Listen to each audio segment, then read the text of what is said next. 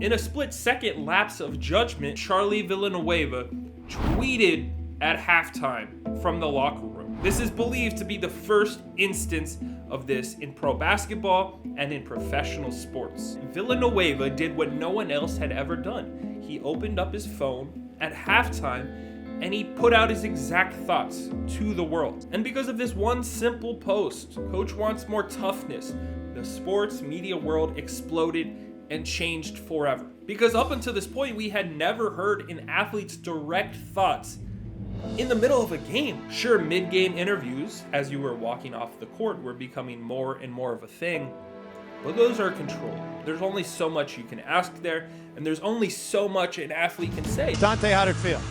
Great. A little tired out there. We had 3 games in 4 nights, but we're pushing through it right now.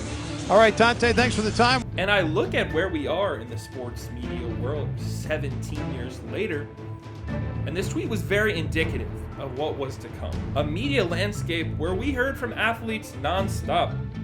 Athletes had their own media brands, their own media agencies, they had their own shows, they had their own podcasts, they had their own documentary branches where they cut out the middlemen, traditional media outlets, traditional journalists. If you want a feature done on you, you just do it yourself. You're an executive producer on a Netflix documentary. You don't need a reporter, a journalist, a writer, a camera crew to observe you and then make their own conclusions.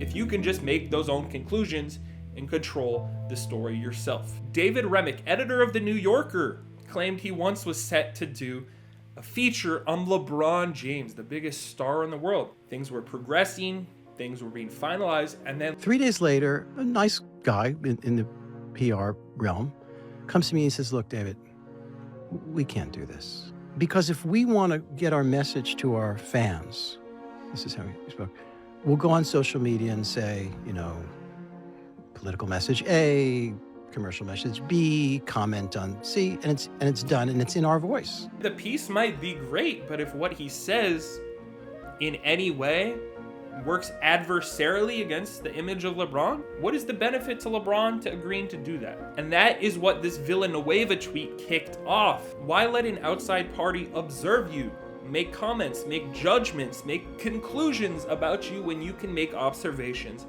and conclusions about yourself? It makes sense to me. If I were a professional athlete today, I would do the same thing. The New York Times were good, man. I don't want you doing a feature on me where you might say what I eat for lunch every day is quirky, because that's what it used to be like. A writer would observe you, and then maybe in this piece they would say, every night he winds down by watching the original Batman television series.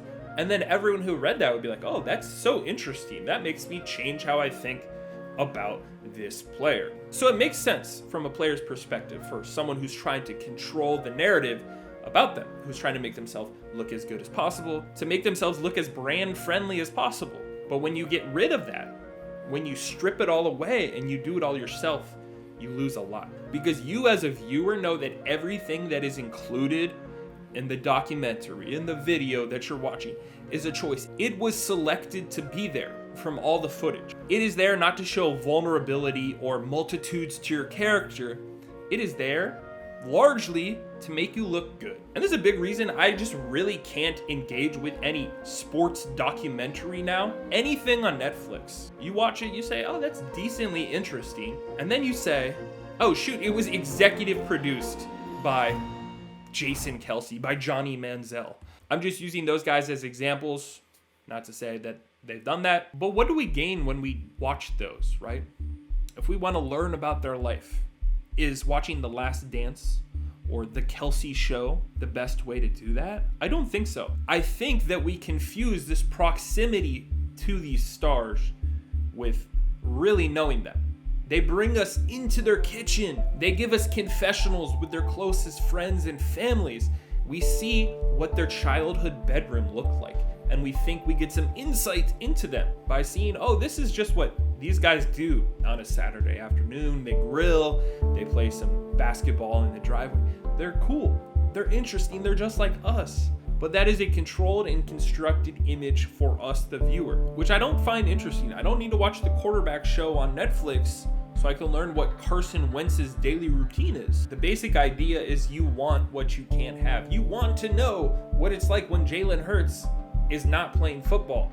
So they give you just a glimpse of that, the smallest sliver of what his home life is like.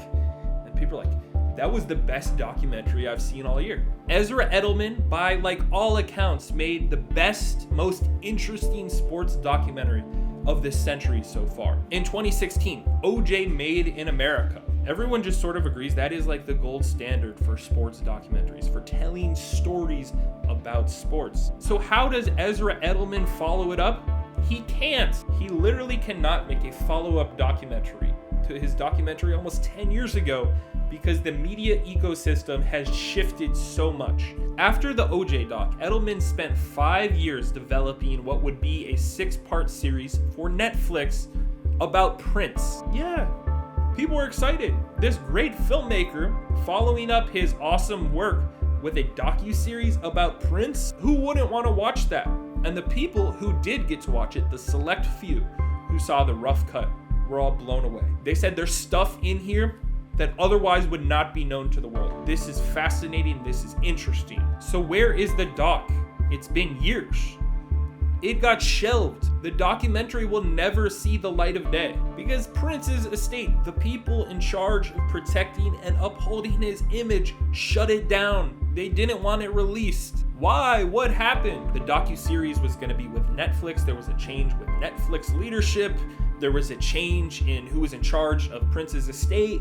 And according to the New York Times, ex-girlfriends of Prince's accused him in the documentary of physical and emotional abuse. So it's easy to see why the estate wouldn't want this documentary to come out. They shelved the done, finished Edelman doc and instead are producing their own. Why let a guy possibly paint you in a bad light when you can paint in your own light instead? You have to be incredibly careful watching a major studio sports documentary these days. Almost always the person the documentary is about is involved, and almost always the documentary will go out of its way to only say positive things about the subject. But really, this is what this tweet is all about.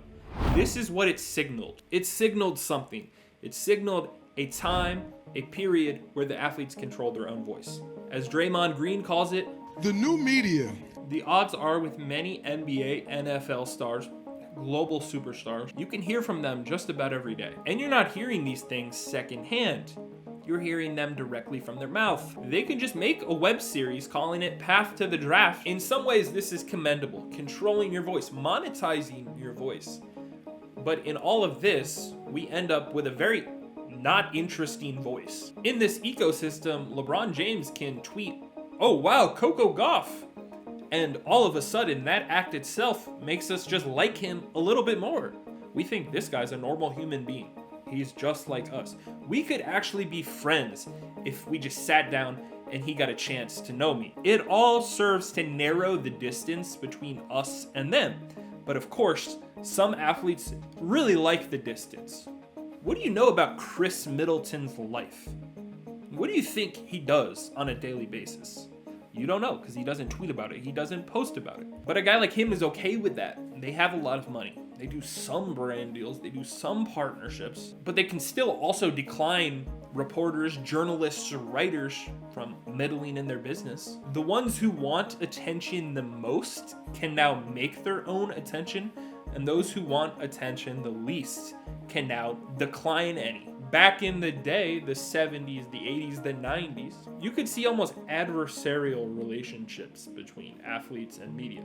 I'm supposed to be the franchise player, and we're in here talking about practice. But some players sort of understood that to be a star, to have your star shine bright, to get attention, to get eyeballs, to get monetization, you needed the traditional media. You needed them to write about how interesting you were, to make you seem interesting. Chad will stop these shenanigans. You almost needed them to write bad things about you. Because at least if they were writing something bad about you, if they were writing, this guy is weird in his free time, he has weird hobbies, he spends his money poorly, at least they were writing about you. And now as people have their own media brands, if any traditional media in any way says anything even remotely despairing about someone, you could see a legitimate clash. You can see them confront them in the locker room. You can see them bash them on Twitter. And of course, I find it funny when a guy is dunking on a writer who scored 1.2 points per game in JV basketball in Colorado in 1992. Like, I'll like those tweets. Haha, it's funny. What do you know about basketball? But also, I don't think we need propaganda machines for the sixth man of any given NBA team. They can say what they want to themselves, like the Ball brothers. At what point do you take the rubber off each other? Exhilarating stuff, guys. I think there's some balance that needs to be had. I find it vastly uninteresting when Michael Porter Jr. is just blabbering about whatever. I'm not saying I'm a misogynist or anything, but I'll throw on some Andrew Tate and see how they react. No, that's definitely tough. When RJ Hampton has a podcast, I don't need to hear from you, RJ Hampton. But if you want to hear from those guys, that's fine. That's what that's there for, right? I find it interesting when someone observes someone, when they get to know them a little, and then to serve no one else but the public who might be interested, they write a piece about them. Or they make a film where they get some access you wouldn't get otherwise, and ultimately they control the final cut. And this Villanueva tweet from some random NBA game in March 2009 kicked it all off. He was 24 when he tweeted this during the game. I'm the same age now. At the time, what I am doing now is unfathomable. Sure, YouTube existed, but were there people making their entire livelihood talking about niche subjects on the internet? No. Doc Rivers didn't know what Twitter was. He said, that's a new gen thing.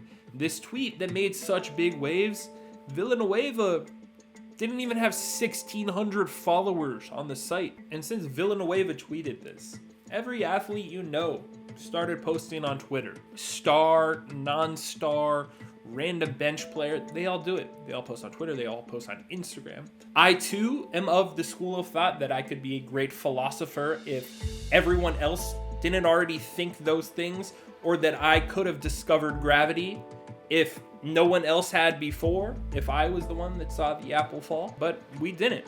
Someone else did. Villanueva's tweet here, we feel and we see the ramifications of today. I'm not saying that Villanueva's single tweet changed the entire sports media landscape and shifted it for the next 2 decades to come. In some ways, this was gonna happen regardless. But if you're looking at this in 2026 eyes, this tweet is an indicator of what is to come. It is the turning point. We've never been so close to the athletes that we love and we watch every single week, but in being so close, we actually end up very far away. I want a world where we can hear their thoughts, their opinions, their beliefs, but also a world where we can have some level of objective coverage, where we can have some observation, where you can have an interesting documentary that'll teach you a lot without also being executively produced by the guy it's about. I hope you found this interesting, maybe even learned something too. Let me know, am I missing any major sports documentaries of the last 15 years that are great,